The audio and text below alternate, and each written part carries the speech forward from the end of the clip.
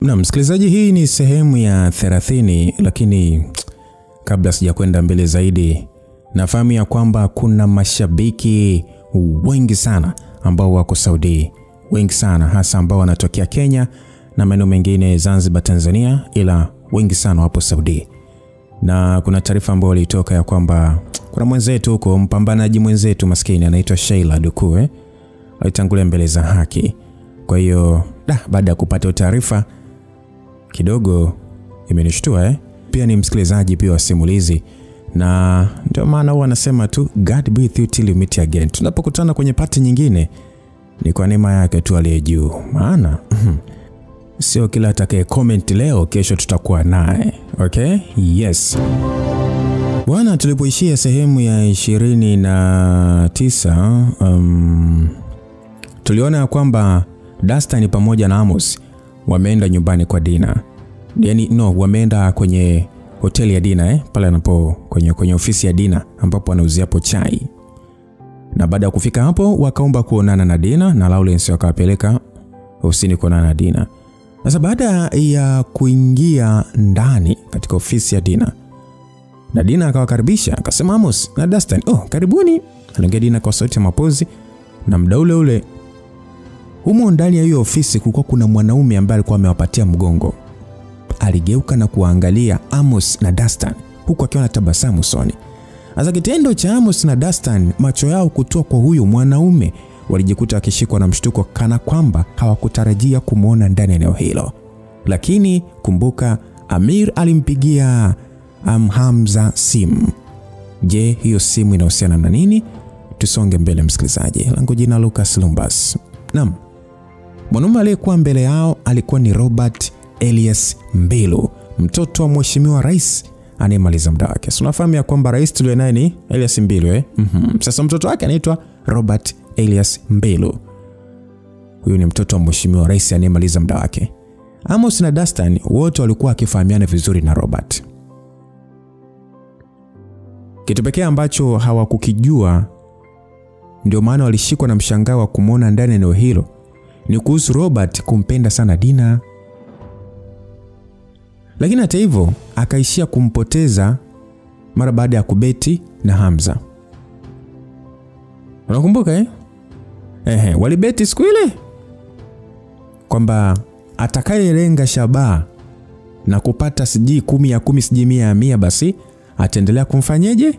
Yaani ndio ataendelea kubaki na Dina. Lakini Robert alimpoteza baada ya Hamza kumshinda shabaha za kulenga. Nadhani tutakuwa umemkumbuka Robert msikilizaji.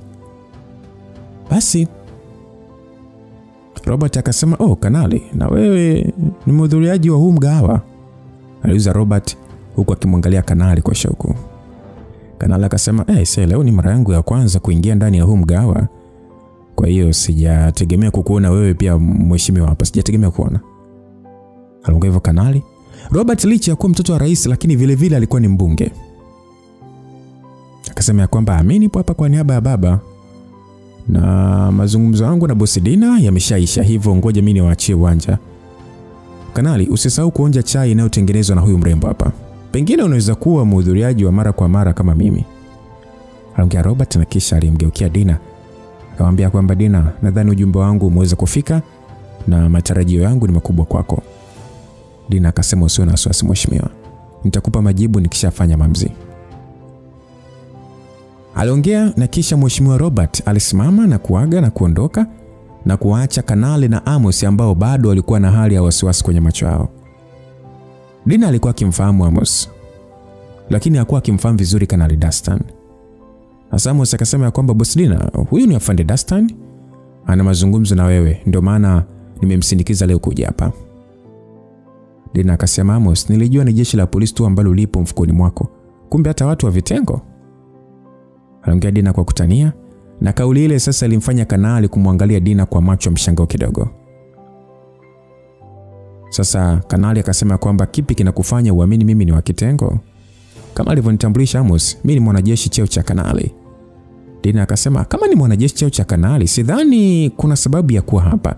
Tena ukitangulizana na Amos, nadhani tuache maigizo na twende moja kwa moja juu ya sababu ya kutaka kuonana na mimi. Aliongea Dina na kumfanya Kanali kuvuta pumzi.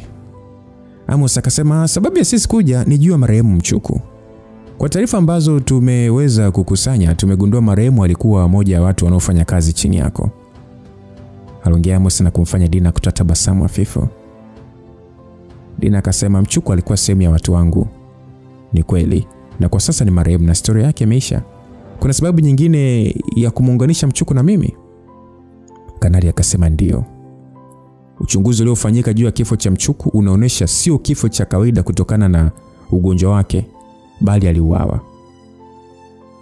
Dina akasema sasa kama kauawa unataka kumaanisha nini kwangu? Akajibiwa kwamba ninachomaanisha ushahidi unaonesha kifo chake sio cha asili, na kama sio cha asili maana yake kuna sababu ya yeye kuuawa. Siku moja kabla Mchuku kupoteza maisha, tumeweza kugundua kuna kiasi kikubwa cha pesa kilichoingia katika akaunti yake ya benki. Na baada ya kufuatilia kiasi hiki cha pesa kimetoka wapi, tumegundua kimetoka katika akaunti yako binafsi. Nilikuwa na mawasiliano na Mchuku saa chache tu kabla ya kifo chake, na kuna biashara ambayo tulipaswa kufanya siku inayofuata. Lakini baada ya kuwasiliana alipoteza maisha ndani ya saa chache tu. Dina akasema jamani, hebu nenda moja kwa moja kwenye pointi yako ya msingi basi Kanali. Haina haja ya kuelezea yote. Kanali akasema okay. Kilichotuleta hapa ni kupata faili ambalo Mchuku alikuachia.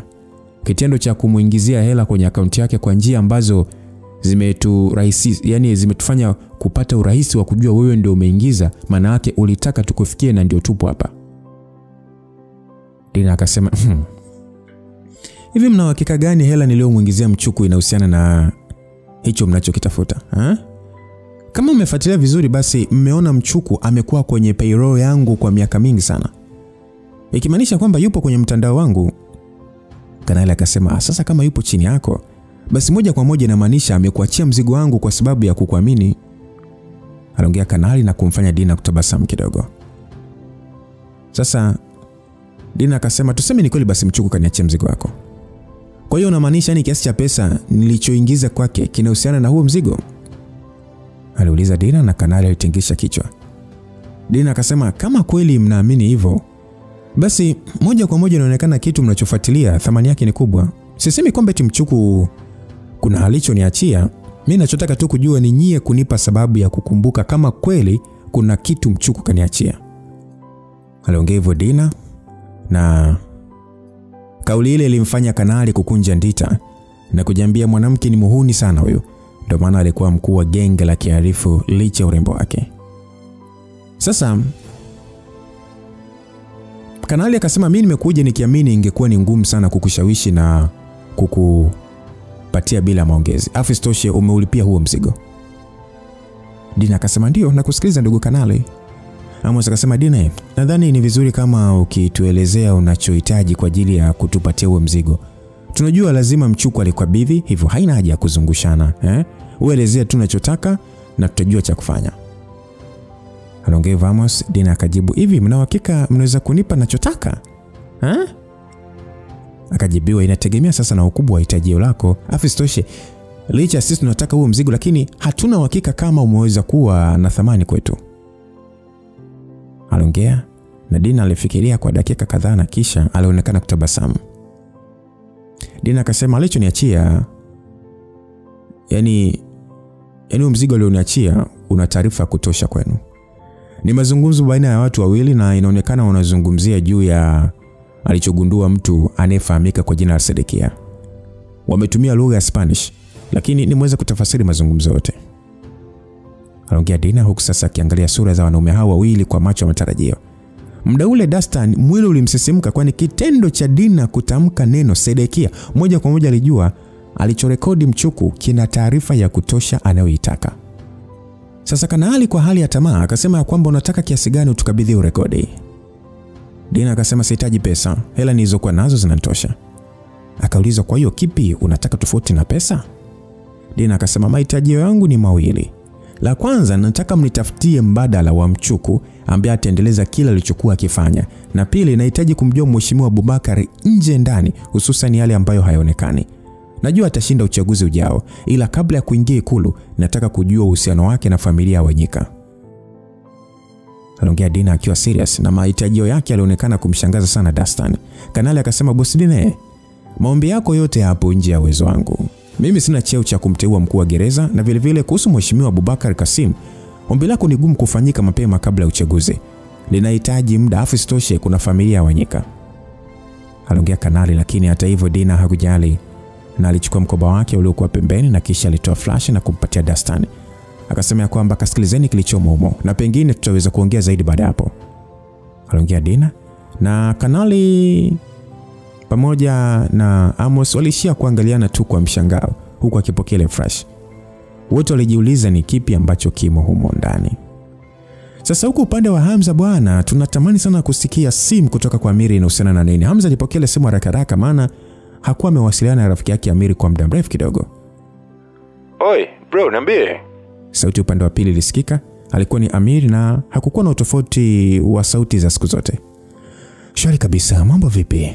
Aliongea Hamza sasa akijitahidi kuwa kawaida kwa kujishusha kadri awezavyo ili kuendana na Amiri. Mambo yako fresh kabisa. Hatujawasiliana kwa muda tokea tulivyoachana sasa. Nilikuwa nje ya nchi ndio nimeingia nchini jana. I see, safi ese. Sasa bro, mimi nitaka kujua ulifikia wapi kwenye lile swala. Ngoja nitakupa majibu muda si mrefu. Vipi, kuna mabadiliko yote kwa Melissa? Kaka, sijui hata nikueleze vipi, ila kuna mabadiliko makubwa sana kwa Melissa na hali yake inanitia mashaka sana. Niambie kinachoendelea. Mimi nilikuwa nje ya nchi likizo, hivyo nilipata nafasi ya kumchunguza. Na nimeweza kuona kila siku anakuwa ni mwenye kuota ndoto huku sasa akiongea maneno yasiyoeleweka. Muda mwingine ni kama anaongea lugha ambayo simuelewi na akishaota anakosa kabisa usingizi .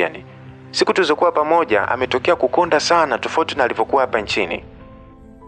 Aliongea Amiri huku sauti yake ikionekana kuwa na hali ya kusikitika na huruma. Hamza alifikiria kidogo na kuona anapaswa kuwasiliana na Sally ili kujua amefikia wapi kutafuta maana ya zile lugha. Sasa Hamza akasema hujajaribu kukaa naye chini na kumuuliza shida yake ni nini? Mimi nimefanya hivyo kaka, na ndio maana sasa nimekupigia simu. Mimi nataka tuonane ana kwa ana. Nadhani ndio utaweza kuelewa vizuri zaidi alichoniambia. Sawa bro. Kwa sasa nipo nje ya mkoa, nikirudi nitakupigia simu tuonane. Sawa bro. Hamza mara baada ya kukata simu, aliangalia muda na aliona usiku ushaingia tayari. Hivyo alianza safari ya kurudi nyumbani. Sasa wakati akiwa njiani, ujumbe uliingia kwenye simu yake na mara baada ya kusoma alishia kutoa tabasamu lililojaa uchungu.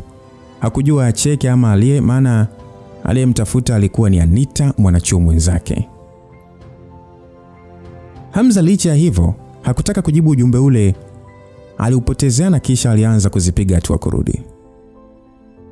Ilimchukua nusu saa tu kutembea mpaka kufika nyumbani, na mara baada ya kufika aligundua kuna ugeni nyumbani hapo, kwani kulikuwa na gari iliyokuwa imeegeshwa katika eneo la dharura. Gari aina ya Prado. Sasa Hamza mara baada ya kuingia ndani aliweza kutana sura za watu wawili ambao hakuwa akiwajua. Mmoja alikuwa ni mwanaume na alikuwa ni mzee hivi kama miaka 50 hivi, na mwingine alikuwa ni kijana mdogo tu rika lake ila mtanashati zaidi. Regina pia alikuwa ndani ya eneo hilo na alionekana kuongea na wageni hao. Sasa yule mzee na kijana mara baada ya kumuona Hamza hawakumfahamu mara moja kama ni nani. Lakini dakika hiyo Regina alichukua jukumu la kumtambulisha Hamza. Regina akasema, mzee Sheiza, huyu ni mume wangu, anaitwa Hamza. Aliongea Regina na mara baada ya mzee yule aliyeitwa Sheiza kusikia hivyo alishangaa huku akisimama haraka na kusalimiana na Hamza, na hata pia yule kijana aliyekuwa naye alisimama na kuonyesha mshangao wa kutoridhika. Regina akasema kwamba Hamza, huyu ni mbunge wa hapa Lushoto, lakini pia ni mfanyabiashara. Huyo pembeni yake ni mtoto wake Jose, mkurugenzi mtendaji wa kampuni ya Usambara Group. Aliongea Regina na Hamza alitingisha kichwa kuelewa, huku sasa akijisikia vizuri mara baada ya Regina kumtambua kwa cheo chake cha mume. Sasa yule mzee akasema, Mr. Hamza, nimefurahi sana kukuona. Sikuwa na taarifa mkurugenzi na mwenyekiti wa kampuni ya Dosam amekwisha kuolewa bwana. Sikuwa na taarifa. Hakika una bahati sana. Hamza akasema, nimefurahi kukufahamu pia mzee Sheiza pamoja na bwana Jose hapo. Karibuni sana bwana. Aliongea Hamza na mzee alitingisha kichwa akikubali ukaribisho, na baada ya hapo sasa Hamza alimwangalia Regina kujua kinachoendelea. Sasa Regina akasema wapo hapa kwa ajili ya kutoa salamu za pole. Mzee Sheiza alikuwa ni rafiki yake baba kwa muda mrefu, lakini pia wamekuja kwa ajili ya kuzungumzia masuala ya kibiashara ambayo waliongea na bibi. Hamza akasema, bibi aliongea nao masuala ya kibiashara? Regina akasema ndio. Ilikuwa ni ndoto ya Bibi Miriam kuendeleza hii wilaya ya kiwekezaji kama namna ya kuenzi sehemu ambayo biashara zake zilianzia. Kulikuwa kuna mpango unaoendelea wa kuinua kampuni ya Usambara kama hatua ya kwanza kufanikisha hilo. Baada ya Reggie kuongea hivyo, akajibu, mkurugenzi, ukweli ni kwamba nilikuwa na makubaliano na marehemu kuuza kampuni yangu kwenda Dosam, huku sasa akinipa msaada wa kutosha kwenye harakati zangu za siasa, lakini wazo hilo sasa nimegaili na nipo hapa kwa ajili ya majadiliano mengine. Reggie akasema, unamaanisha nini kugaili? Nakumbuka bibi aliniambia mliongea kila kitu na mkakubaliana na kilichobaki ni hatua tu ya mwisho makabidhiano. Akajibiwa kwamba ni kweli niliongea naye kila kitu na tukakubaliana na hata malipo ni makubwa tu na ya kuridhisha, lakini bado nimeona tunaweza kufanya kazi pamoja tofauti na kutununua kabisa. Reggie akasema, ulikubaliana na bibi kiasi gani? Akajibiwa, alikubali kununua kampuni yote kwa bilioni 10.5. Hadi ipo kwenye maandishi kabisa. Aliongea na Regina alifikiria kidogo. Reggie akasema, okay, nitachukua kwa bilioni 20 kamili. Aliongea Regina, na kauli yake ilimfanya mtoto wake Jose kutoa macho na kumwangalia baba yake kwa macho ya kumtaka kubali. Sasa Jose akasema, baba, usikatae, hii ni zaidi ya thamani ya kampuni yetu yote. Baada ya Jose kuongea hivyo, mzee wake bado alionekana kusita kukubali ofa hiyo. Zilikuwa ni pesa nyingi mno tofauti na ukubwa wa kampuni yake. Sasa akasema, mkurugenzi, mimi nipo tayari kuuza 55% ya hisa zote za kampuni kwa bei halisi ya soko. Lakini vile vile sitoingilia katika maamuzi ya utendaji mpya wa kampuni na mabadiliko yatakayofanyika. Kwa hiyo nitabakia tu kwa mwanahisa pekee na nipo tayari kuweka ahadi yangu katika maandishi. Jose akasema, baba. Jose hakuamini maneno ya babake. Yaani ilikuwa ni kama hakumsikia vizuri. Sasa upande wa Reggie alionekana kufikiria kidogo na kisha akatabasamu kuonyesha ishara ya kuridhika. Reggie akasema, na kuheshimu sana mzee Sheiza katika harakati zako za siasa. Maamuzi haya nadhani maana yake ni kwamba kipaumbele chako kwa sasa sio pesa. Aliongea Reggie, akajibiwa, mkurugenzi, unajua marehemu alikuwa ni mtu wa kuheshimika sana ndani ya mji wote huu. Amesaidia watu wengi kwa kipindi chote alichokuwepo hai. Kwa hiyo mimi kama mwanasiasa ni kazi yangu kutambua mchango wake kwa jamii ili legacy yake isipotee. Pengine na wengine waige kutoka kwake. Reggie akasema, maana yake unataka kutumia jina la bibi kujinufaisha kisiasa? Akasema, siwezi kukataa juu ya hilo, lakini vile vile nikiwa mbunge wa jimbo hili, maana yake pia kutakuwa na faida ya kurahisisha ndoto za bibi yako kufanikiwa. Aliongea na Reggie alifikiria kidogo na kisha kutingisha kichwa kubali. Regina akasema, nipo tayari kuinunua kampuni yako kwa asilimia ambazo utaniuzia kwa sharti la kukubali kampuni yako kuwa chini ya sheria moja ya usimamizi ya kampuni yote ya Dosam. Aliongea Regina. Mzee Sheiza kufikiria mara mbili bali alikubali mara moja. Sasa masaa machache baada ya mazungumzo hayo, mzee Sheiza na mwanae Jose walikuwa kwenye gari yao wakielekea nyumbani, huku Sheiza akionekana kuwa na furaha mara baada ya kuona mazungumzo yake yamefanikiwa, lakini upande wa Jose alionekana hajaridhishwa kabisa na maamuzi ya babake. Jose akasema, baba, kampuni yetu haina hata thamani ya bilioni 7. Kujumlisha na madeni tuliyokuwa nayo, tumepewa ofa kubwa ya dola bilioni 20. Kwa nini ulikataa baba? Mzee akamjibu ya kwamba, Jose kijana wangu, katika dunia hii hela sio kila kitu kama una ndoto ambazo unataka kukamilisha. Jose akasema, unamaanisha nini mzee? Akajibu, unajua kwa nini Regina alitaka kutoa kiasi kikubwa cha pesa? Aliuliza na Jose alitingisha kichwa kutokujua. Akajibu ya kwamba maana yake alitaka kumalizana na sisi moja kwa moja baada ya malipo. Lakini kitendo cha kuuza hisa kadhaa, hata kama sitoendelea kubakia kama miliki mkubwa, lakini bado nitaendelea kuwa na ushirikiano wa karibu na Regina pamoja na mume wake. Thamani yangu itaonekana katika siasa kwenye kurahisisha mipango yao, lakini wakati huo huo nitautumia ukubwa wao kwenye kutimiza malengo yangu ya kisiasa. Baada ya mzee kusema hivyo, Jose akasema, lakini mzee, hii ni familia ya kitajiri tu na siku zote inafahamika kwa kutokufungamana na siasa. Mzee akasema, Dosam ni kweli ni kampuni ambayo haifungamani na upande wote wa kisiasa. Lakini swali muhimu, je, ikitaka kuingiza ushawishi wake wa kiuchumi katika siasa, nini kitatokea? Jose akasema, kutatokea power dynamic kubwa sana. Aliongea Jose na mzee huyu alitingisha kichwa.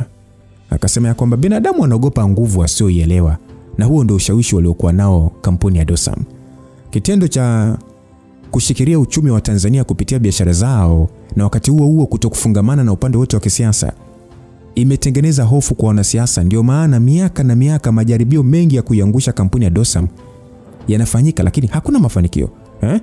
Hebu Jose, chukulia mfano swala la kampuni ya Zena kufilisika na kuhusishwa na kampuni ya Dosam. Ule haukuwa mchezo wa kibiashara, ulikuwa ni mchezo wa kisiasa. Na Mgweno kaitoa kafara familia ya mzee Benjamin. Aliongea hivyo mzee, na Jose alikuwa akijua sakata zima la kampuni ya Zena kufa. Akasema kwamba kwa hiyo mzee, unachojaribu kufanya ni kujiweka karibu na kampuni ya Dosam ili hata kama ikionekana kwa nje uhusiano wenu ni wa kibiashara, lakini siku ikatokea Dosam ikachukua upande wowote wa kisiasa na wewe unafaidika, si ndio? Mzee akasema, Jose, wewe ndio kijana wangu mwenye akili nyingi kuliko kaka zako, Ndio maana vikao vyangu vingi tunaenda pamoja. Ili ufanikiwe kwenye maisha yako, elewa vitu hivi viwili. Kwanza, kabla ya kuyatafuta mafanikio, elewa kwamba mafanikio pia yanatafuta watu. Kwenye mafanikio kuna utofauti mkubwa kati ya aliyejenga nyumba karibu na barabara na yule aliyejenga mbali na barabara.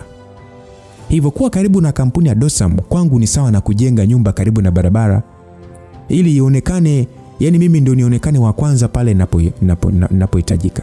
Alafu pili, jifunze kuelewa aliyojificha kupitia yale yanayoonekana. Jose akasema, baba, unamaanisha nini kusema nijifunze kuelewa aliyojificha kupitia yale yanayoonekana? Mzee akasema ya kwamba, Jose kijana wangu, wakati Regina anamtambulisha yule Hamza kama mume wake, niliona mabadiliko yako kana kwamba hujaridhika kwa bosi mkubwa kama yule kuolewa na kijana kama Hamza.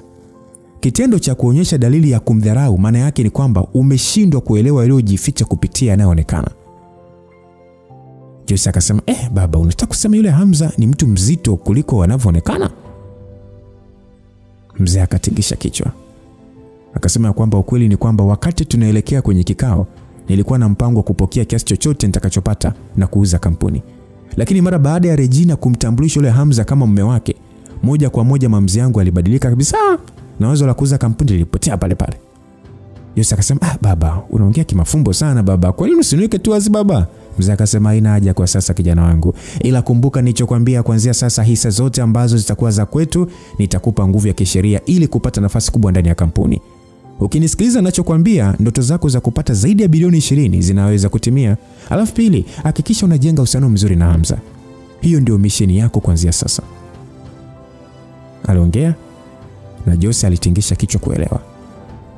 Upande mwingine, Hamza muda wote alikuwa akitabasamu kama vile ameingiwa na ukichawa ghafla mara baada ya wageni kuondoka. Reja akasema, mbona unatabasamu hivyo? Kuna kilichotokea huko ulikotoka? Reja aliuliza hivyo mdau akiwa busy na tablet yake. Hamza akasema, kilichotokea ni hili la sasa hivi, kunitambulisha kama mume wako. Aliongea Hamza na kauli yake ilimfanya Regina kushangaa kidogo na kisha kushikwa na aibu za kike. Reja akasema, kwa hiyo ulitaka mimi kutambulisha vipi sasa? Mimi sio tatizo, maana ni kweli sisi ni wanandoa kisheria. Hamza akasema, najua, lakini namna ulivyonitambulisha ulikuwa na uhakika kabisa mimi ndio mume wako. Reja akasema, kwa hiyo umefurahi Wewe unanionaje Regina, ukiendelea hivi unajua nitashindwa kabisa kujizuia. Kujizuia kufanya nini? Hakuwa mume anayepata haki zote. Kauli ile ilimfanya Regina kujua anakoelekea Hamza na ilimfanya kuanza kufikiria kitakachotokea, na mwili wake ulimsisimka na kuona aibu. Reja akasema, nitabakia huko kwa siku kadhaa kukamilisha yale bibi ambao ameacha. Kama una haraka unaweza kutangulia. Hamza akasema, wewe tumekuja wote na tutaondoka wote. Ni vizuri kuendelea kupata faida kwa kunitambulisha kwa watu kama mmeo. Hivi wewe ni mzee Shaiza kabadili mawazo mara baada ya kuniona na wewe umefaidika? Ni kweli kwa jicho la kibiashara sikuwa na mpango wa kutoa zaidi ya bilioni 10.5 kuinunua kampuni yake kama bibi alivyoniagiza. Lakini niliweza kumsoma mawazo mzee Shaiza dakika ambayo ameingia hapa nyumbani. Yaani ni mtu ambaye kwa kila sio kipaumbele. Yaani ni mtu mwenye busara, naweza kusema hivyo. Hivi kuna watu ndani ya dunia hii ambao hela sio kipaumbele? Unauliza swali ambalo majibu nayo. Hivi nadhani kwa hela nilizokuwa nazo tayari hela kwangu inaweza kuwa kipaumbele tena? Mtu ambaye hajazaliwa familia yenye utajiri, ni kweli ataona hela ndio mafanikio, lakini ukishazipata hela utaona hela sio mafanikio kwa sababu bado hujaridhika. Malengo ya kampuni ya Dosam sio tu kwa ajili ya kunipandisha katika swala la utajiri, bali namna inavyotoa mchango wake kwa jamii. Ndio maana maarufu wa kampuni yetu ni kutoa huduma ya viwango vya juu kwa bei nafuu, huku tukijipatia faida kutokana na wingi wa wateja wetu. Sawa, lakini yule mzee Sheiza hakutaka kuuza kampuni kwa sababu alitaka ukaribu na wewe. Licha kujua hilo, kwa nini bado ukamkubalia? Zipo njia nyingi sana za kukamilisha ndoto yako bila kufungamana naye. Licha sera ya kampuni yetu kwa miaka mingi ni kutokujiingiza katika masuala ya kisiasa na kuendeshwa na sheria za ushindani wa soko.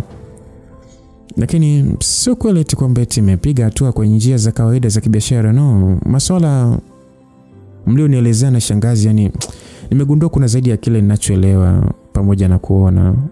Mimi sipangi kujifungamanisha na wanasiasa, ila napanga kuweka wanasiasa karibu. Ile ikitokea nikawahitaji, basi nisitumie nguvu kubwa. Licha kampuni ya Zena kufirisika, haimaanishi kwamba eti ndio mwisho wa ushindani. Najua ni swala tu la muda tu kwa kampuni nyingine itaibuka, na hizi ni kampuni ambazo haziendeshwi kwa sheria za kibiashara tu. Siasa pia hutumika, na siku zote namna nzuri ya kushindana na siasa ni kupitia siasa yenyewe. Kwa hiyo unataka kudili na masuala ya kisiasa bila kuondoa kampuni katika sera yake ya muda mrefu? Aliongea hivyo Hamza, na Regina alitingisha kichwa, na Hamza alishia kutabasamu huku akijiambia Regina ana kichwa kidogo lakini kinafikiria vitu vingi kwa mpigo. Hata hivyo ilionekana ni sahihi kufikiria mbele ya muda. Kumiliki kampuni ambayo ina zaidi ya wafanyakazi 100,000 halikuwa jambo jepesi hata kidogo kwa msichana mdogo kama Regi. Lakini uwezo wake wa akili na wa kiuongozi alionekana anaweza kushinda jambo lolote, hivyo hakuwa na wasiwasi. Basi bwana. Siku iliyofuatia, wakati sasa wanamaliza kupata kifungua kinywa, uliingia ugeni ambao ulimshangaza Regina. Na kujiuliza Hamza kafanya nini mpaka asubuhi yote hiyo kutembelewa na polisi. Alikuwa ni kamishna wa upelelezi ambaye ni Afande Maningi. Aliambatana na polisi wawili pamoja na mzee mmoja Msomali aliyevalia suti, ambaye Regina alimtambua mara moja kama mkurugenzi wa makampuni ya Salai. Sasa Hamza akasema, afande, imekuaje sasa ukafika asubuhi yote hii mpaka huko? Aliuliza Hamza mara baada ya kuwakaribisha. Akajibiwa kwamba Mr. Hamza, mambo sio mazuri ndio maana nipo hapa. Akasema unamaanisha nini? Sasa sauti ya mwanaume yule ikasema kwamba Hamza, wewe ni muuaji. Sauti yule mwanaume ambaye Regina alimtambua ilisikika hivyo, huku bwana yule akionekana kuwa na hasira mno za kutaka kumshambulia Hamza, lakini alizuiliwa na wale polisi. Kamishna akasema kwamba mzee Mohamed, umesema mwenyewe utakuwa mtulivu tukishafika hapa, ndio maana tumekuja na wewe. Sasa ukiendelea hivi hatuwezi kupiga hatua kwenye huu uchunguzi. Yule mzee akasema, kuna haja gani sasa kuongea kamishna? Huu ni muuaji bwana, leo watu wengi ndani ya jiji hili kwa kuadhirisha. Yupo hivi tu katika ile video, hakuna tofauti hata kidogo. Aliongea mzee kwa kufoka, na kauli yake ilizidi kumshangaza Hamza, maana hakuwa akielewa kinachoendelea. Reji akasema, mzee Mohamed, nini kimetokea? Hamza akasema, Regina, unamjua huyu mzee? Regina akasema, ndio, ni Mohamed Salai, mkurugenzi wa makampuni yote ya Salai. Ni baba yake na Salma uliyekutana naye kipindi kile. Basi yule mzee akasema, Regina, mume wako kamuua binti yangu Salma. Kuna uwezekano wa wewe na wewe pia unahusika. Aliongea yule mzee mwenye muonekano wa Kisomali. Reji akasema, mzee Mohamed, unasema Salma kafariki? Aliongea Regina kwa mshangao mkubwa, na hata Hamza alionekana kuchanganyikiwa pia. Akasema kwamba afande, nini kimetokea? Hebu basi elezea vizuri nielewe. Afande Maningi huyo alivuta pumzi sasa kijitahidi kumtuliza mzee Mohamed. Kamishna akasema kwamba hamna utaratibu wa kuangalia taarifa habari, Yule muuaji maarufu wa wanawake amemuua mtu mwingine juzi. Anaongea hivyo kamishna. Hamza akasema, niliona jana ila sikuitilia sana maanani hiyo taarifa. Ila nimesikia tu amemkata mwanamke mdomo. Kwa hiyo aliyeuliwa ni Salma. Akajibiwa kwamba ndio. Ni kwa sababu tu hakukuwa na picha wala jina halikutajwa, ndio maana hamkufahamu ni Salma.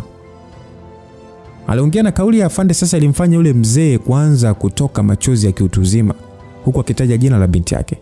Hamza na Regina mara baada ya kuona sasa namna mzee huyo alivyojawa na huzuni, iliwafanya wote kushikwa na huzuni pia. Shangazi aliyekuwa pembeni alishindwa kujizuia na kutoa machozi. Asa Regina akasema, kamishna, unaonaje kwanza mkikaa chini na kuongea vizuri? Na hakika 100% Hamza hahusika katika ile. Tulikuwa wote hapa kwa siku zaidi ya 4. Inawezekana vipi awe pia Dar es Salaam na kumuua mtu? Msikilizaji, kama utakuwa umemsahau Salma, kwa wale ambao mmesahau, kama utakumbuka mara ya kwanza kabisa Hamza kugundulika ana mavazi ya gharama sana, siku ile baada ya Regina kwenda na Linda kuonana na ule mzungu, mtu wa fashion. Kumbuka Salma pia alikuja. Salma ndo akataka kuchukua dili la yule mzungu na kumpondea Regina vibaya. Kwa hiyo ndio huyu Salma sasa, nadhani tutakuwa umemkumbuka. Kwa hiyo tokea akiwa wadogo, Salma hakuwahi kuwa mwepesi mbele ya Regi. Yaani siku zote alikuwa ni mwanamke wa mashindano, akijitahidi kuonyesha alikuwa mzuri na mwenye akili nyingi kuliko yeye. Lakini kifo chake cha ghafla kilimhuzunisha sana. Lakini hata hivyo Regi alikuwa na uhakika 100% Hamza sio muuaji, kwani walikuwa wote. Kaenda Dar es Salaam saa ngapi sasa? Asa baada ya wote kukaa chini, mazungumzo alianza mara moja. Sasa kusema kwamba Hamza, nimekuja na mzee Mohamed kwa sababu hii kesi kidogo ina uzito wake na wewe pia una uzito wako ambao hatuwezi kuweka wazi moja kwa moja. Hata baada ya kuona kilichotokea, mimi na timu yangu hatukuweza kuamini kama wewe ndio mhusika. Lakini hii video imetushangaza sana. Hamza akasema, video gani unazungumzia? Aliuliza Hamza kwa kushangaa, lakini sasa pale alikabidhiwa kishikwambi kwa ajili ya kuangalia kile wanachozungumzia. Na hata Regina na shangazi wote walijawa na shauku na walitaka kuona nini kinaendelea. Sasa kitendo cha kuangalia video hiyo, shangazi na Regina wenyewe walijikuta wakishikwa na mshangao mkubwa. Alionekana Salma akitoka kwenye gari katika maegesho ndani ya jengo, na mara baada ya kushuka, mwanaume alimsogelea kwa nyuma na alionekana kumkumbatia, huku sasa akimgusa shingoni kwa wakati mmoja na akapoteza fahamu. Sasa baada ya pale alimbeba Salma na kumwingiza kwenye gari na kuondoka. Hamza akasema, huyu mtu anafanana na mimi kabisa aliongea Hamza huku akionyesha hali ya kuchanganyikiwa. Mtu huyo alikuwa na muonekano sawa na wa Hamza, lakini alijua sio yeye, maana hakuwa eneo hilo na hajafanya kitendo hicho. Regi ambaye mapigo yake ya moyo alikuwa kidunda kwa kasi mno akasema, nini kinaendelea? Ili tukio limetokea lini? Kamishna akasema, ni juzi tu, siku hiyo ambayo aliuliwa kikatili. Ameegeshwa ndani ya hoteli ya Dar International, na baada ya kutolewa hapa alipatikana katika lodge moja Tegeta akiwa amekwisha kuuliwa. Majina yaliyotumika kuandikisha chumba cha lodge hiyo ni ya kwako Hamza, aliongea kamishna. Na Hamza alizima video ile na kisha alimwangalia mzee Mohamed ambaye alikuwa na chuki kubwa mno. Hamza akasema, nitaongea vitu viwili hapa kuhusu ile tukio. Kwanza kabisa, huyu mtu sio mimi, licha ya kwamba anaonekana kufanana na mimi. Alafu pili, nitamtafuta huyu mtu na nitahakikisha anakufa kifo cha katili kuliko binti yako, aliongea. Na muda huo muonekano wake sasa ulikuwa umebadilika mno na kuwa kauzo. Kilichotokea kilimuudhi mno na kuna ni heri mtu huyo angekuja kumuua yeye na sio kumchezea mchezo huo. Mzee Mohamed, ni kweli kabisa Hamza danganyi. Hii siku tulienda wote makaburini na tulirudi usiku. Afikizingatia na muda tukio hili lilivyotokea, haiwezekani akawa yeye. Sasa mimi najuaje ni yeye ama sio yeye? Mimi nimejaribu kuulizia na nimeambiwa ni kweli Salma alikuwa na migogoro na huyu mtu. Naona kabisa na sababu ya kumuua Salma bana. Kama kweli mimi ndio muuaji, kwa nini tumie jina langu kwenye kujiandikisha lodge? Na pia kwa nini chague sehemu ambayo inaonekana kwenye kamera? Hivyo mjawahi kujiuliza huyu muuaji? Yaani aliyemuua Salma sio mtu wa kwanza kuua. Na katika mauaji yote hamkuweza kupata nyayo zake na ndio maana mkashindwa kumkamata, lakini kwenye mauaji haya akaacha viashiria vya wazi. Hamuoni kuna walakini? Aliongea Hamza na mzee huyo, hata yeye aliona ina mantiki lakini hakuongea chochote. Asa kamishna akasema, ni kweli kabisa anachoongea Hamza. Hii kesi haikuwa ya miezi michache, imeenda muda mrefu sana na tulikuwa tukimfuatilia huyu muuaji bila majibu. Kwa hiki kilichoendelea inaonekana kabisa Hamza anajaribiwa kutengenezewa mtego. Basi sawa, basi tuseme sasa niamini kwamba Hamza sio muuaji. Hivyo niambieni nani kamuua binti yangu?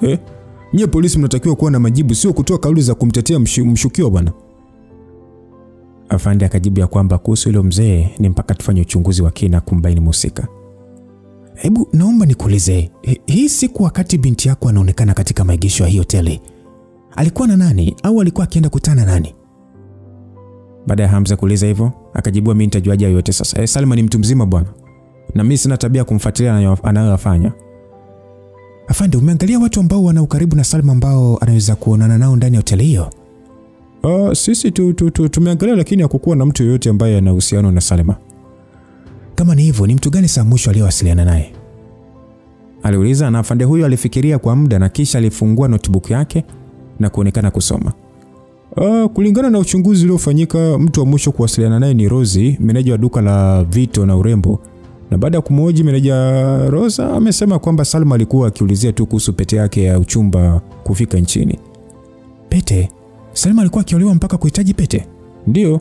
Salma na mpenzi wake Saidi walikuwa wakitarajia kufunga ndoa mwezi ujao. Aliongea afande, na kauli ile ilimfanya Hamza kukunja sura. Na pale pale aliona kuna kitu hakipo sawa. Kilichomfanya Hamza kuona kuna kitu ambacho hakipo sawa ni kwamba ile siku ya tukio la ufunguzi wa album alimshuhudia Saidi akimfukuza Salma waziwazi na kumwambia wamalizana. Sasa alijiuliza imekuwaje tena wakataka kufunga ndoa mwezi ujao? Ina maana Salma na Saidi wamerudiana mpaka kufikia maamuzi ya kufunga ndoa? Ni kawaida kwa wapenzi kugombana na kupatana bwana. Kwa hiyo usije ukasema Saidi ndio amehusika katika hili. Saidi ni kijana mpambanaji na mjasiriamali anayechipukia. Unadhani anaweza kufanya kitu cha namna hii kwa mtu kama Salma? Aliongea mzee Mohamed. Sasa Hamza akasema kila kitu kinawezekana. Mimi nishawahi kumuona akigombana na Salma na sio mara moja, tu ni zaidi ya mara mbili. Kwanza huyo Saidi sasa hivi yuko wapi? Hamjamchunguza? Afande akasema hatukuona haja kwa sababu hii siku ya tukio Saidi alikuwa katika ufunguzi wa maonyesho ya teknolojia ya Chuo Kikuu cha Dar es Salaam na alialikwa kama mgeni rasmi. Aliweza pia kuonekana kwenye red carpet siku hiyo akifanya mahojiano na waandishi wa habari. Alivyoongea afande ilimfanya Hamza sasa kuegamia kwenye sofa huku akifikiria kwa sekunde kadhaa. Hamza akasema mna picha Saidi wakati akitembea kwenye red carpet? Baada ya Hamza kuuliza hivyo, Reji akasema mwache uvivu bwana, unaweza kutumia simu yako kuangalia mtandaoni, huwezi kosa. Aliongea Regina huku akichukua kishikwambi chake na kuunganisha na internet na kuingia YouTube, na ndani ya dakika tu alipata video hiyo. Na kweli siku ya usiku huo Side alionekana kwenye ufunguzi wa tukio hilo na alifanya mahojiano mpaka na waandishi wa habari. Alikuwa amevalia suti ambayo ilimfanya kuonekana mwanaume mtanashati mno. Sasa afande Maningi akasema nadhani umeona Saidi amehudhuria, hivyo mpaka sasa tuna uhakika sio yeye. Aliongezea afande Maningi, lakini muda huo tabasamu lijitokeza katika sura ya Hamza. Hamza akasema huyu mtu sio Saidi. Aliongea kitingisha kichwa kataa. Wote walishangaa akasema nini? Maana hawakuelewa alichokuwa kimaanisha. Sasa mzee Mohamed akasema ya kwamba macho yako nadhani anakudanganya wewe. Huyu ni Saidi kabisa bwana. Unasemaje sio yeye? Hivi unatuna sisi ni wajinga Kama video inanionyesha nikiwa eneo la maegesho ya magari nikimteka Salma ile hali sio mimi. Kwa nini siwezekani kwa Saidi kwa tofauti na huyo? Aliuliza Hamza na kuangalia sura za watu wote ambazo hawakumuelewa hata kidogo. Najua ni ngumu kuniamini ninachoongea hapa, lakini huyu mtu kitu pekee anachofanana na Saidi ni muonekano pekee, lakini sio Saidi. Afande Maningi akasema una sababu ya kusema hivyo Mr. Hamza? Sababu ni moja tu, Saidi sio mtu wa kawaida na anaficha aonekane ni wa kawaida. Lakini muonekano wa huyu mtu ni wa kawaida sana. Afande akasema unataka kumaanisha Saidi na yeye ana mafunzo ya mapigano au unamaanisha nini? Aliongea afande huyo huku sasa akionyesha kushangaa kama ni jambo ambalo haliwezekani. Mara mwisho kukutana na Saidi nilipatwa na hisia za ajabu sana. Mimi ninachojua tu sio mtu wa kawaida na anao mafunzo, ila sijui ni mafunzo aina gani. Tukishampata tutapata majibu kamili. Kamishina akasema tuseme basi ni kweli haikuwa yeye. Lakini bado ushahidi unaonyesha wewe ndio ulijiandikisha katika loji. Sasa unazungumzia vipi kuhusu hili? Maana kwa maelezo mhudumu wa hiyo loji hawapokei wateja wasiokuwa na vitambulisho vya kura ama vya taifa. Aliuliza kamishna.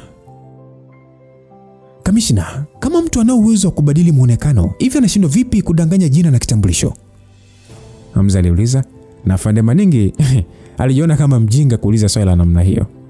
Reji akasema kwa hiyo mnachomaanisha huyu Saidi anaweza kuwa ndio muuaji wa watu wote hao?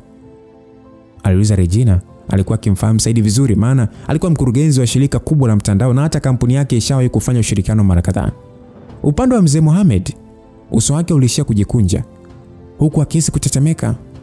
Alijiambia anaomba isiwe kweli, la sivyo atakuwa yeye ndio aliyemsababisha mtoto wake kuuliwa kwa kumlazimisha kuolewa na Saidi.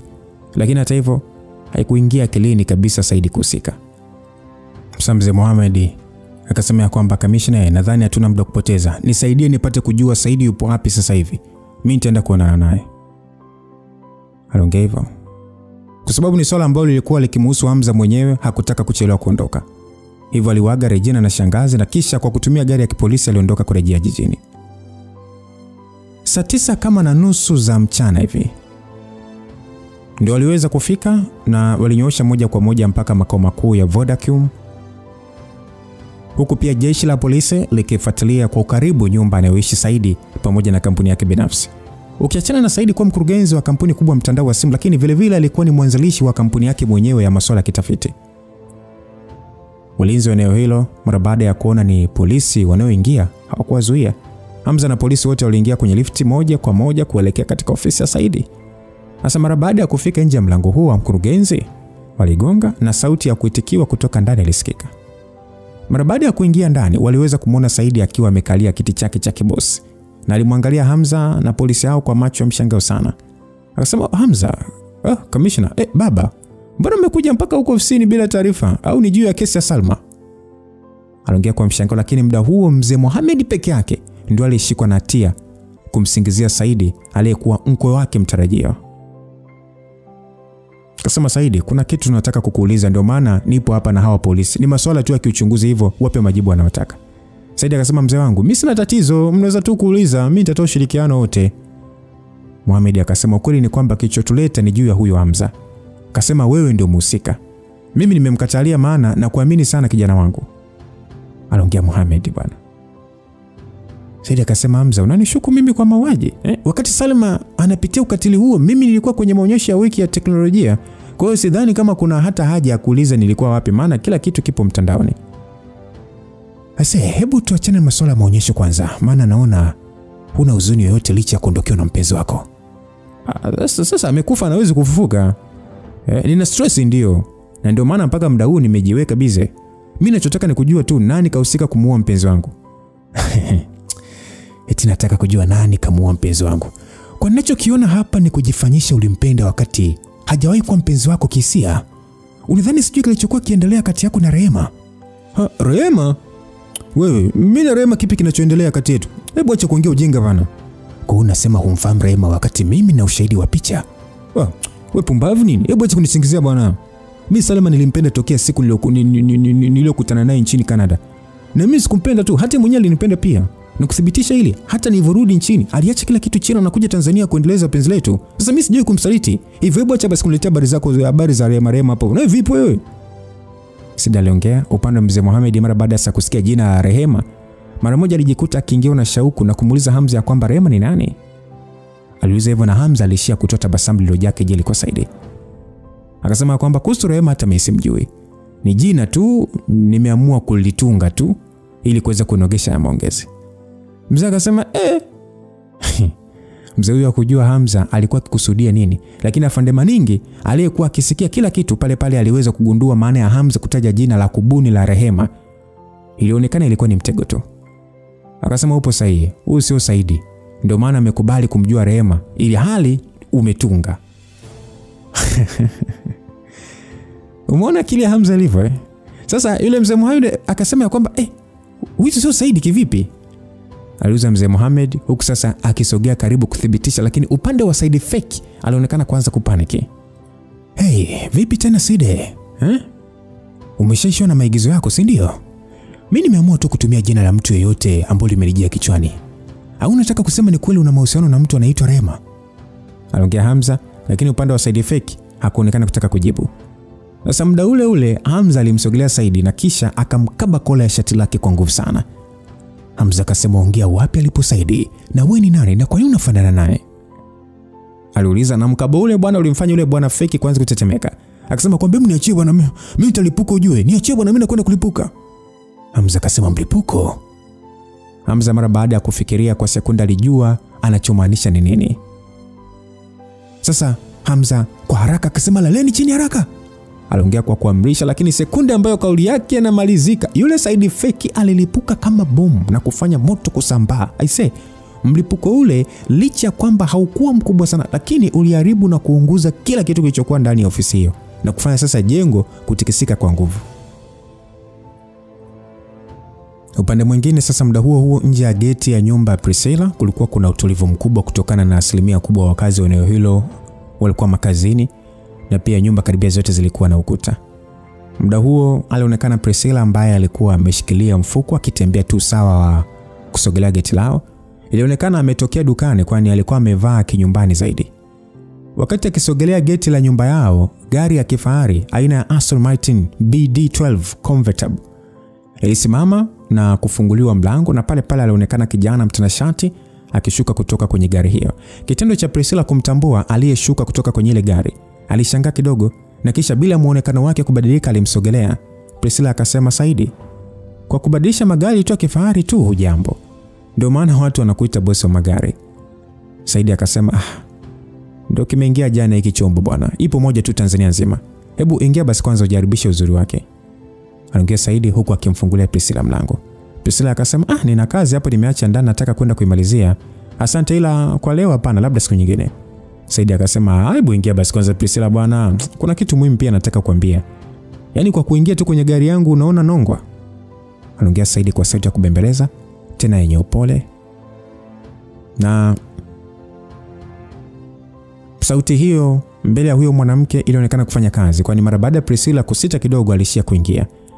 Mara baada ya mrembo huyo kuingia ndani ya gari na milango kufungwa, Saidi pale pale alitoa kibox kidogo cha rangi nyekundu cha kuhifadhia pete na kisha kumpatia Priscilla. Akasema, "Hii ni kwa ajili yako Priscilla." Aliongea huko sasa akiwa na tabasamu usoni. Priscilla alishia kusita kidogo, lakini alipokea kibox kile na kufungua ndani na macho yake yalichanua mara baada ya kukutana na pete ya karati 3 za madini iliyotengenezwa na kampuni ya Tiffany. Ilikuwa ni pete nzuri mno. Haikuhitaji maelezo mengi kuielezea, kwani ni utaalamu wa hali ya juu uliotumika katika kutengeneza. Sasa Saidi akasema kwamba, "Vipi, umeipenda?" Aliuliza, na dakika ile Priscilla kwa haraka sana alimrudishia. Akasema, "Hiki ni kitu cha thamani kubwa sana. Sihitaji kupokea. Sistahili kabisa kukipokea." Saidi akasema, "Priscilla, maana ya kukupa pete hii nataka tufunge ndoa. Mimi nimekupenda kwa muda mrefu mno kuliko hata unavyodhani. Kukupenda kwangu mimi hakujaanza juzi na wala hakutaisha kesho. Wewe ni malaika kwenye moyo wangu." Priscilla hakutaka kuendelea kusikiliza na ghafla alimzuia asiendelee kuongea, huku akionekana ashaanza kukasirika. Akasema kwamba, "Sidai, mimi naenda ndani na kazi zinanisubiri." Sasa aliongea hivyo huku sasa akitaka kufungua mlango na kutoka, lakini Side muda ule ule alimzuia kwa kumshika mkono. Akasema, "Unataka kwenda wapi? Ina maana unanikataa kwa sababu ya yule mpuzi Hamza? Priscilla, najua unampenda yule mjinga, lakini hakupendi na atakuchezea tu. Mimi ndio mwanaume ninayekupenda. Hebu achana basi na yule mpuzi aliyekosa aibu." Aliongea na muda ambao Priscilla alitaka kujitetea alijikuta akiacha mara baada ya kumwona Saidi akiwa na sura yenye ukauzu ambao hakuwaita kumwona nao. Priscilla alijikuta akianza kutetemeka, kwani Saidi alikuwa kitisha mno, kana kwamba kuna nafsi imemtawala ndani yake. Priscilla akasema, "Saidi, una matatizo gani?" Saidi akasema, "Matatizo yangu ni kukupenda Priscilla." Priscilla akasema, "Hata kama unanipenda, mimi sikupendi Saidi, naomba uniache bwana, mimi niondoke." Aliongea kwa kujitahidi kutoa mkono wake ulioshikwa barabara, lakini kadri alivyokuwa akihangaika, alianza kuhisi kizunguzungu na alijikuta akigeukia kile kibox cha pete. Sasa kwa hali ya kulewalewa, Priscilla akauliza kwamba hayo marasi kwenye hicho kibox yalikuwa ni madawa. Aliuliza kwa hali ya kulewalewa na Saidi alitoa tabasamu akasema, "Upo sahihi. Ukisikia Pandora box ndio hii sasa. Kitendo cha kuifungua umejiingiza kwenye ndoto. Haijalishi unakubali kuolewa na mimi au hutaki, ila tunaondoka wote hapa na hakuna mtu atakaye kuona tena." Aliongea akiwa serious, lakini Priscilla hakumsikia tena, kwani alilegea na kupotelea usingizini. Sasa nje ya makao makuu ya kampuni ya Vodacom, jeshi la zimamoto lilikuwa limekwisha kufika eneo la tukio na kuanza kuzima moto uliosababishwa na mlipuko kwa juhudi kubwa sana.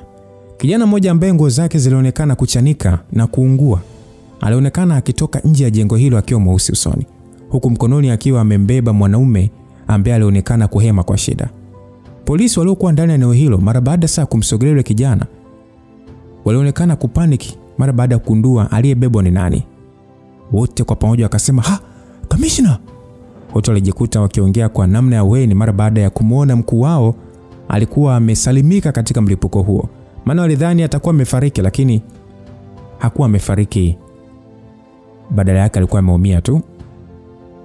Sasa mara baada ya kumkabidhi afande Maningi kwa polisi hao, Hamza alijikuta akinua macho yake akiwa kauzu na kuangalia floor ya juu kabisa ya jengo hilo. Jengo lilikuwa likitoa moshi mzito sana. Basi kamishna akasema, "Asante sana Hamza kwa kuniokoa. Lakini ni habari ya kusikitisha kwa mzee Mohamed kupoteza maisha." Aliongea kamishna mara baada ya kupata weni. Msikilizaji, kutokana na kwamba mzee Mohamed alikuwa karibu sana na Saidi Feki, mlipuko ule ulimsababishia kifo pale pale. Lakini kilichomshangaza kamishna ni kwamba Hamza ndio ambaye alikuwa karibu zaidi na Saidi Feki. Lakini ajabu, hakuwa hata na majeraha kwenye mwili wake. Na sio hivyo tu, aliweza kumtoa nje. Uwezo wa aina hiyo aliona sio wa kufikirika kwa akili za kawaida. Nilikosea sana kumchukulia poa Saidi. Lazima alijua kila kitu, ndio maana alijiandaa mapema pindi polisi watakapofika ofisini kwake. Yaani kila tunachofanya najua. Aliandaa mtu feki na kisha akategesha bomu kwenye mwili wake. Aliongea Hamza huku akikuna kichwa. Kamishna akauliza kwamba kwa hiyo kipi tunapaswa kufanya? Aliuliza akijisahau kabisa yeye ni polisi na alimtegemea Hamza ambaye ni raia ili kuweza kutoa majibu. Hasa upande wa Hamza hakujali sana na alionekana kufikiria kwa sekunde, na pale pale macho yake yalichanua mara baada ya kukumbuka kitu, na alitoa simu yake mfukoni, lakini aligundua ilikuwa imekwisha kuharibika. Hivyo aliomba ya mtu mwingine, na mara baada ya kusync majina kutoka kwenye email yake aliweza kuipata namba ya Priscilla na kupiga. Lakini sasa baada ya kupiga namba ile, ilikuwa ni sauti ya mdada tu iliyomwambia mteja anempigia hakuwa hewani. Tunafahamu kwamba Priscilla kilichomkuta, na Hamza ndo anampigia pa Priscilla. Sasa Hamza akasema damn it, I should have thought it. Aliongea Hamza kwa Kiingereza huku sasa kingata meno kwa kujidharau, kimaanisha kwamba alipaswa kufikiria hivyo mapema. Sasa alishia kuchangua nywele zake tu za kizungu kwa kuchukia, huku akijiambia alipaswa kufikiria Saidi alikuwa obsessed na Priscilla na kwa namna yoyote asingemkatia tamaa. Sasa Afande Maningi akauliza kwamba Mr. Hamza, kuna tatizo lingine tukusaidie? Aliuliza Afande Maningi, na pale pale Hamza alimwambia afande huyo amsaidie kuangalia kamera za barabarani karibu na mtaa ambao anaishi Priscilla. Kwa sababu Priscilla mtaa aliokuwa akiishi ulikuwa ni wa watu wazito. Ulinzi wake wa kamera ulikuwa ni imara zaidi, hivyo haraka kamishna aliwaagiza vijana wake ili kuweza kuwasiliana na makao makuu. Muda huo Hamza alimsogelea msaidizi wa Saidi katika kampuni na kisha kuanza kumuuliza maswali. Katika kampuni ya Saidi ya utafiti ni project gani nyingine anaendelea nayo? Aliuliza Hamza, na msaidizi yule alionekana kutetemeka kutokana na woga. Akajibu kwamba ni kampuni inayojihusisha na utafiti wa masuala ya kibiolojia. Mathalan uhandisi wa kibiolojia katika masuala ya mimea na wanyama. Okay, hiyo taasisi ya utafiti iko wapi na inaitwaje? Baada ya Hamza kuuliza hivyo, yule bwana akajibu taasisi inaitwa S&P na ipo Tegeta Kibaoni, mkabara na hospitali ya Rabinsia. Aliongea yule bwana na Hamza hakuuliza swali lingine. Na mara baada ya hapo alimuomba afande aazimwe gari moja ya polisi ili aelekee katika taasisi hiyo. Hatua ya kwanza ambayo Hamza alitaka kufanyia kazi ni kutaka kujua kwa nini ameweza kubadili muonekano wake kwa kutengeneza kopi, na aliona jambo hilo limewezekana chini ya taasisi yake utafiti.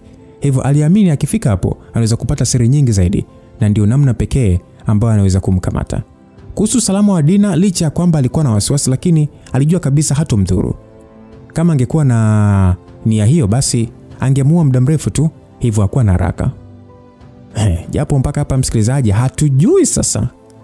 Mbona mwanzoni kabisa tunaanza hii simulizi, tunaona kwamba Richard, yule mtoto wa Rais Elias, alienda kuonana na Dina. Sasa hatujui kama ni Richard kweli ama naye ni copy. Na kuna vitu wameshazungumza, na kipindi anaondoka hapo, kipindi sana waacha Amos pamoja na Dustin, alimwambia kabisa Dina ya kwamba naamini tutafanyia kazi yote tuliyozungumza. Sasa labda ni yeye ama sio yeye. Kwa hiyo Hamza kuna kitu kingine ambacho kilikuwa kikimfikirisha. Ukweli ni kwamba aliona kama ni uhasama unaotokana na Priscilla kutokumpenda, basi mtu wa kwanza kuonyesha angepaswa kuwa Chris. Kuna kitu kilikuwa kikimwambia pengine kuna kitu kingine ambacho hakuwahi kukifahamu kuhusu Saidi, tofauti na kutokuwa kwake kawaida. Sasa kutokana na kutumia gari ya polisi, Hamza alifanikiwa kutokusimama njiani, na ndani ya dakika kadhaa aliweza kufika Tegeta katika moja ya jengo refu eneo hilo mkabara na hospitali. Ndani ya eneo hilo kulikuwa na polisi ambao wameweka ulinzi wa kutosha, na wafanyakazi wote waliokuwa ndani ya jengo hilo waliondolewa kutokana na hofu ya kutokea mlipuko kama ilivyotokea kwenye kampuni ya Vodacom. Na hata polisi hao walibakia nje kwa kuhofia pengine kuna mabomu ya kutegwa. Ila Hamza mara baada ya kufika ndani ya eneo hilo hakuhofia kabisa mlipuko, hivyo aliruhusiwa kuingia ndani katika jengo hilo lenye ghorofa 8 kwenda juu, na alijaribu kufanya ukaguzi kila floor, lakini hakuweza kupata kitu chochote cha ziada kinachohusiana na kila ambacho alikuwa akikifikiria kichwani. Lakini sasa baada ya kufika floor ya chini, kuna kitu kilimwingia kichwani, na pale pale alipiga mguu wake chini ya sakafu ya lifti na kisha kuanza kupima mlio unaosikika. Na pale pale alijikuta gundua lifti hiyo mwisho wake sio floor hiyo, bali kuna zaidi ya floor kwenda chini ya ardhi. Na moja kwa moja alijua lazima kuna namna ya kuipeleka lifti kwenda chini kwa kutumia batani zilizokuwa mbele yake. Hamza kujali tena masuala ya password, kwani pale pale aliharibu na kufanya ianze kuporomoka kwenda chini. Na mara baada ya kusimama kwa kishindo, alilazimisha mlango kufunguka na kisha alitoka nje na kukutana na kile ambacho aliwaza kwenye akili yake. Sasa upande mwingine katika moja ya ghala, sehemu ambayo hakujua ni wapi, Priscilla alijikuta akishtuka kutoka usingizini. Saidi akasema, naona umeamka sasa. Aliongea Saidi ambaye alikuwa amekaa juu ya meza iliyokuwa ndefu kama ya kufanyia vikao, na juu ya meza hiyo kulikuwa na vifaa vingi vya kielektroniki ambavyo vilikuwa vinafanya kazi. Kulikuwa pia na baadhi ya chupa za mvinyo pamoja na pakiti za sigara.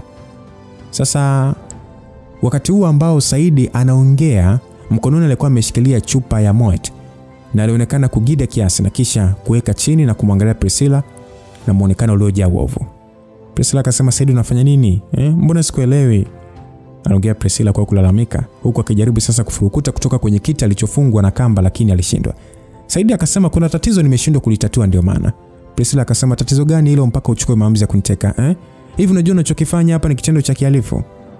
Anaongea na mrembo huyo alikuwa na hasira kiasi kwamba ni mpaka macho yake alikuwa yamebadilika rangi. Saidi akasema, unasema kitendo cha kihalifu? Hivi unadhani huyo Hamza unayeonyesha kumpenda sio mhalifu? Ni kwamba tu hujui, lakini ni muuaji mkubwa. Priscilla akasema, kama Hamza amemuua mtu, naamini sio kwa makusudi. Lazima kuna sababu ya kufanya hivyo na sio kama wewe kichaa. Aliongea huku sasa akisaga meno kwa hasira. Saidi akasema, unajua nini wewe? Kwa hiyo unasema Hamza ni bora kuliko mimi, si ndio? Kwa nini kila mtu anasema Hamza ni mtu mzuri? Saidi alianza kulalamika kwa namna hiyo. Tena aliongea kwa hasira. Na namna ambavyo Saidi alivyokuwa akiongea kwa uchungu ilimshangaza Priscilla na kujiuliza imekuwaje akawa na chuki kubwa kwa namna hiyo, ili hali wamekutana mara chache tu. Sasa Priscilla akasema, Hamza amekuzidi vitu vingi sana. Ni mtu mzuri kuliko wewe. Kwanza ni jasiri, pili ni mkarimu, tatu ni mpole na ni mtu mwenye shukrani. Unaweza kuwa tajiri kuliko yeye au mwenye mafanikio kuliko yeye, lakini haimaanishi chochote kama hela zako unatumia kwa ajili ya maonyesho, huku kisahau kuna watu wengi wenye shida na wanahitaji msaada. Aliongea Priscilla na kumfanya Saidi kutoa kicheko chake bei. Akasema, kwa hiyo unamaanisha kitendo cha Hamza kwenda kusaidia watoto yatima Morogoro ndio inamfanya kuwa mtu mzuri? Aliongea na kumfanya Priscilla kuonekana kushangaa kidogo. Akasema, umejuaje Hamza ametoa msaada Morogoro? Aliuliza kwa mshangao, huku sasa akimkodolea macho kwa chuki. Saidi akasema, unajua nini kinachokukasirisha kuhusu wewe Priscilla? Ni kitendo cha kutokunitambua na ukamtambua Hamza mapema. Priscilla akasema, unaongea nini wewe? Mbona mimi sikuelewi? Saidi akasema, utanielewa tu, ndio maana upo hapa. Kama mjomba wako ameshindwa kukuelewesha, mimi nitakuelewesha.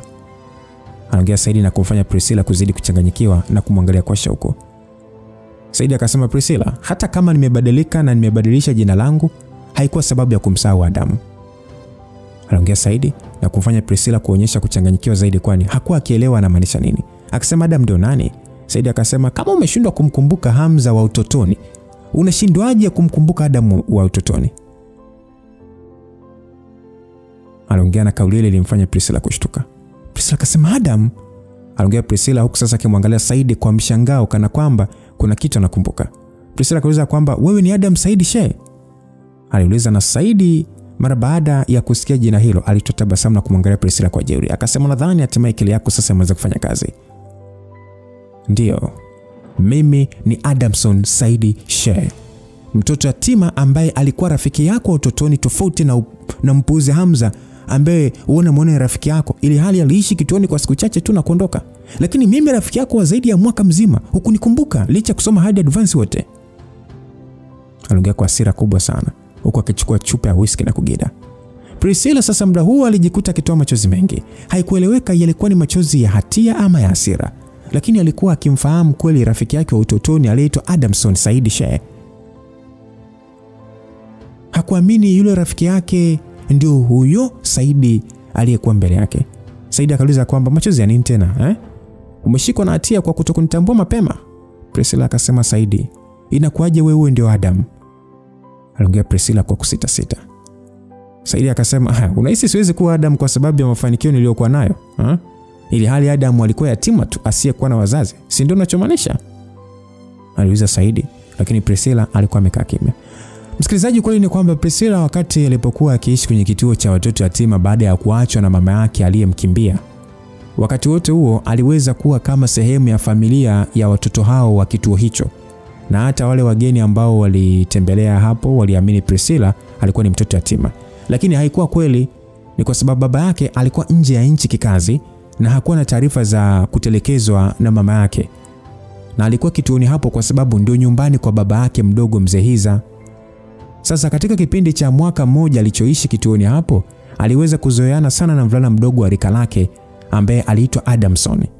Kilichomfanya kuzoeana na Adamson ni kutokana na kwamba alikuwa ndio moja ya watoto wa pole zaidi katika kituo kizima na wenzake walimuonea mno. Hasa kutokana na Priscilla kutokupenda kuona mtu akionewa, alikuwa akimtetea sana Adam mara nyingi. Yaani muda ambao wenzake walivyokuwa kimchokoza, alikuwa ni anamtetea sana Adam. Na kuanzia hapo ndio sasa ukatokea karibu wao. Yaani hata kipindi ambacho Hamza analetwa kituoni hapo na mtu ambaye haujitambulisha, Priscilla na Adam walikuwa ni marafiki tayari. Yaani Hamza aliwakuta Priscilla na Adam hapo kituoni ambapo tayari walikuwa ni marafiki.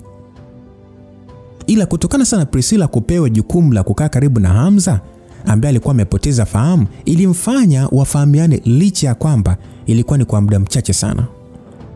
Hamza ndio aliyewahi kuondoka kituoni baada ya kuja kuchukuliwa, na baadaye Priscilla akaja kuchukuliwa na baba yake na kumwacha Adamson kituoni. Asa baada ya kipindi cha mwaka kama na nusu, wakati Priscilla ilivyorudi kituoni, baba yake mdogo yani Mzee Hiza alimpa taarifa kwamba Adamson alipata wazazi ambao walitaka kumchukua na kumlea kama mtoto wao, na ni raia wa Canada ambao walikuwa ni wawekezaji mkoani hapo. Na ndio ikawa mwisho wa Priscilla kulisikia jina la Adamson tena. Hivyo kwa lugha nyepesi, Priscilla alikuwa na ukaribu zaidi na Adamson kuliko alivyokuwa na ukaribu na Hamza. Kilichomfanya kumkumbuka Hamza kwa urahisi ni kutokana na hali aliyokuwa nayo alivyofika kituoni na hata alivyoondoka. Sasa baada ya miaka zaidi ya 20, Priscilla hatimaye anaweza kulisikia jina la Adamson kwa mara nyingine. Tena analisikia jina hilo kwa mtu ambaye hakumtegemea, ambaye ni Saidi. Na swali pale pale lilibuka, ilikuwaje Adamson ambaye aliaminika alipata walezi wapya ambao ni raia wa kigeni kuwa Saidi? Asa Priscilla akasema, mnipe sababu ya kuamini wewe ni yeye kweli. Adam mfahamu mimi alikuwa ni mtoto mpole sana, aliongea Priscilla, na kauli hiyo ilimfanya Saidi kucheka. Saidi akasema, unakumbuka kipindi cha sherehe za mwaka mpya mwezi mmoja baada ya Hamza kufika kituoni kwetu? Aliuliza Saidi na kumfanya Priscilla kushangaa huku akionekana kukumbuka. Priscilla akasema, unazungumzia kile kilichotokea kati yako na Zigo? Saidi akacheka akasema, kulikuwa kuna mtoto mwingine mwenye jina baya kama Zigo. Ile siku tulitembelewa na wageni na kati ya watoto wote hawakupewa hela, ila mimi yule mgeni akanipatia hela, lakini Zigo mara baada ya kuona nimepewa hela akataka kunipokonya. Nilikuwa mwoga kipindi kile na sikutaka ugomvi, hivyo nikampatia Zigo hela yangu. Huku nikijiona mpuuzi nisina thamani kwa kuacha mtu kama Zigo kunionea, huku watoto wote wakinicheka. Lakini wewe pekee Priscilla hukunicheka, zaidi tu kunisaidia. Kwa kujiamini ulimfokea Zigo anirudishie hela yangu. Hivi unajua nilikonaje siku ile? Niliona kama malaika ambaye ameshushwa kutoka mbinguni kwa ajili ya kunisaidia. Mimi sikuwa na wazazi na sikuwafahamu, lakini wewe pekee ndio uliyekuwa ukinijali na kunisaidia. Licha kipindi kile kukuzidi umri na pia kulingana na Zigo, nilikutegemea msichana mdogo kama wewe kwa ajili ya kunisaidia. Nakumbuka vizuri siku ile Zigo alitaka kukupiga, lakini kwa mara ya kwanza baada ya Hamza kutoka kwenye usingizi, alikuja kukusaidia na kumpiga Zigo mpaka akamng'oa jino, aliongea Saidi. Na kwa maneno hayo Priscilla alikuwa hana ubishi tena wa kuamini Saidi alikuwa ni Adamson. Maana kama angekuwa anadanganya asingekumbuka tukio hilo.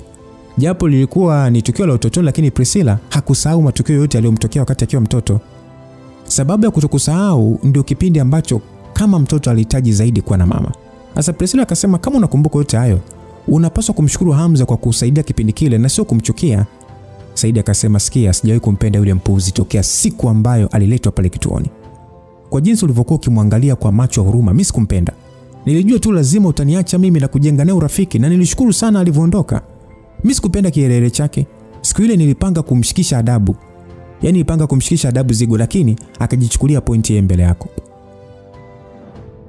Anaongea kwa hasira sana, kiasi cha kutupa chupa ya whisky kutani. Priscilla akasema semekwaje ukawa Tanzania, ili hali ilijulikana wazazi waliokuwa asili walikuwa raia wa Canada.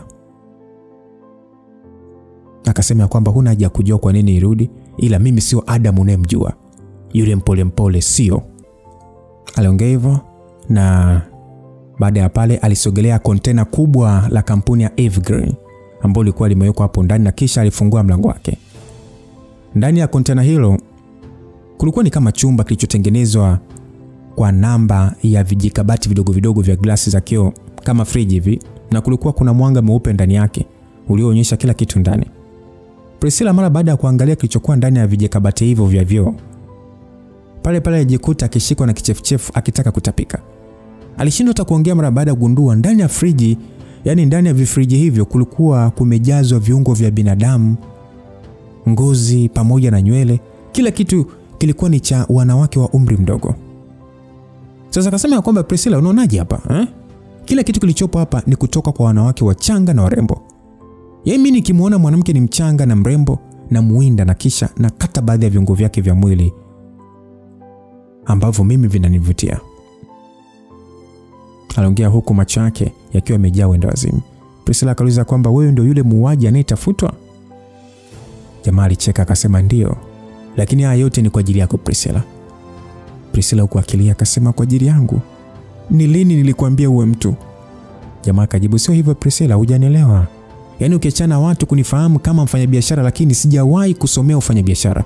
Hivi nadhania wale wa Canada walijiasiri bila sababu?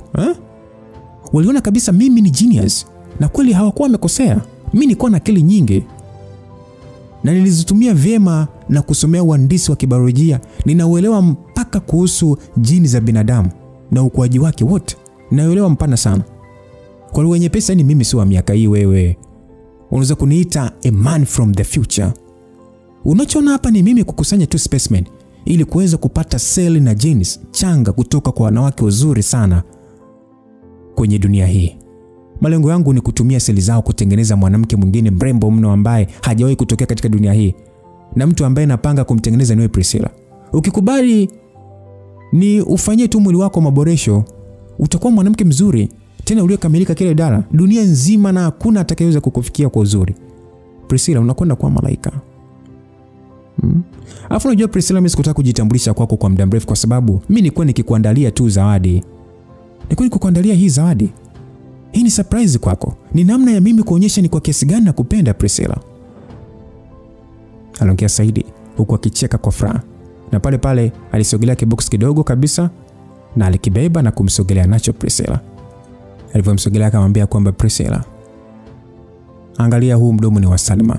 Sijaukata kwa sababu eti nataka kutumia seli zake. No, ila alikuwa akiongea sana huku akisema eti kwamba ni humzidi kwa urembo. Ndio maana nikaukata mimi.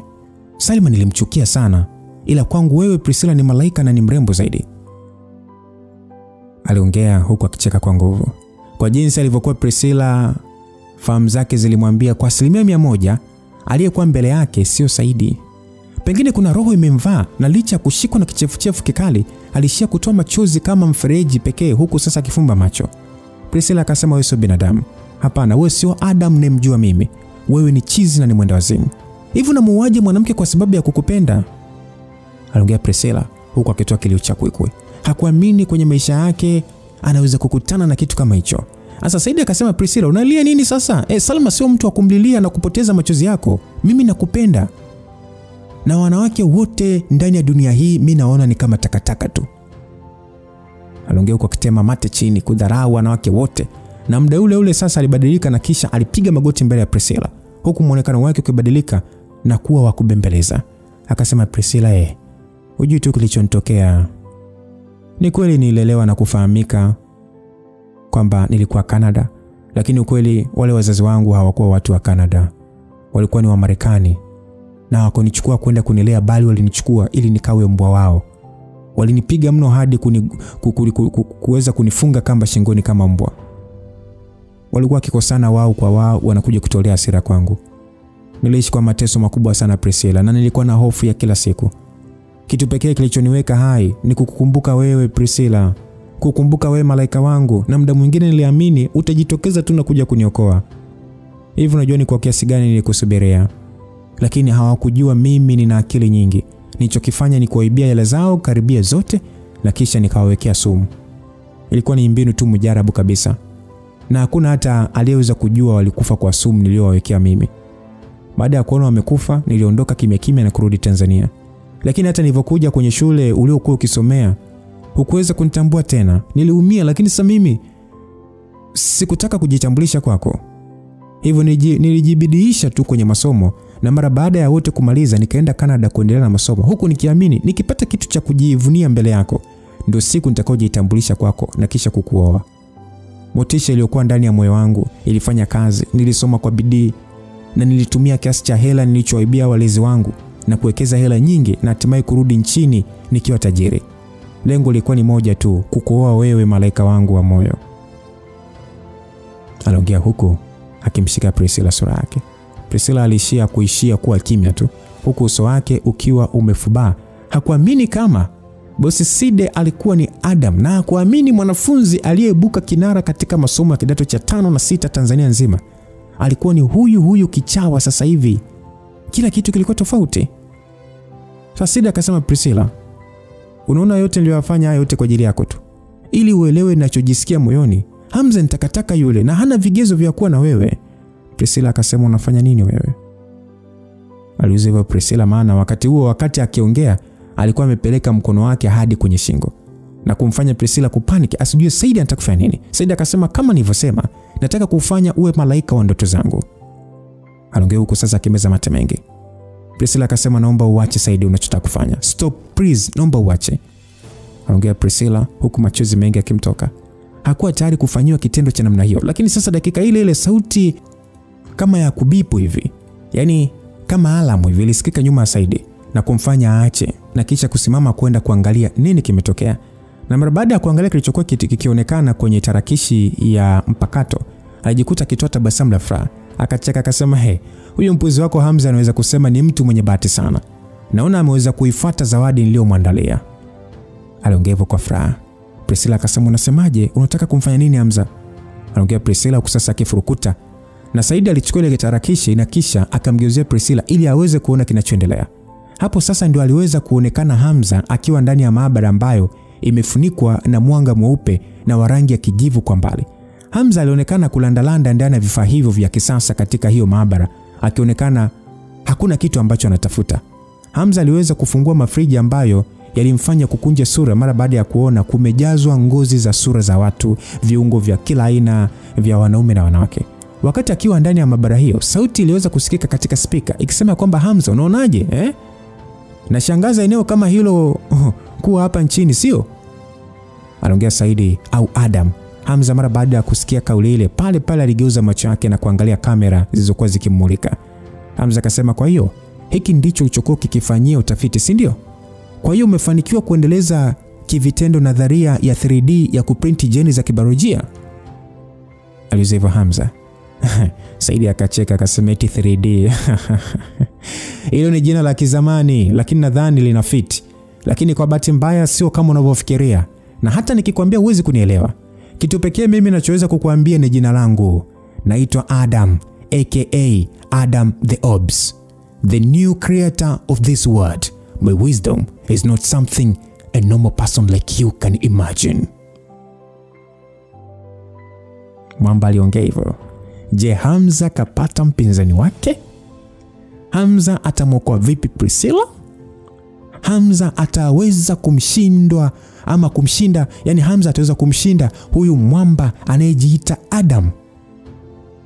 Na ndio rafiki utotoni sana. Yani hapa sasa Priscilla, Adam ambaye sasa tunamjua siji kama Said, pamoja na Hamza, hawa wote ni walikuwa wanakaa eneo moja enzi za utotoni katika kituo cha kulelea watoto yatima.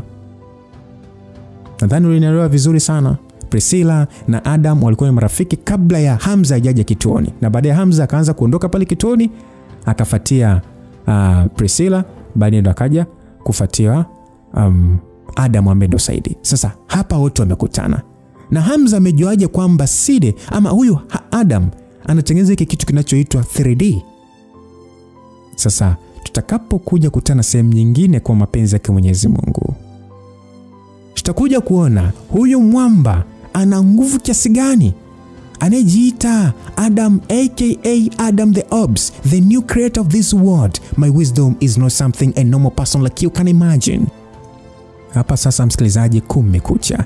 Watu nafsi zao zinaanza kuamka. Yeah. Watu nafsi zao zinaanza kuamka. Tunasubiri nafsi ya Reji pia. Lakini huyu Adam huyu ama Side, wengi tulikuwa tunamuona tu bosi Side. Mwisho siku amekuwa haya. Kumbuka mwandaaji ni Isa Singano, langu jina Lucas Lumba. Tutakaporudi kwa mapenzi ya Mwenyezi Mungu tutajua sasa hii vita inaendaje na kwa nini huyu awe na plani ya kutengeneza mtu, yani awe na uwezo wa kumtengeneza mtu. Adam the Orbs, the new creator of this world. Inakuaje? Hamza atafanya nini? Atamshindwa huyu mwamba ama itakuwaje? Bye bye.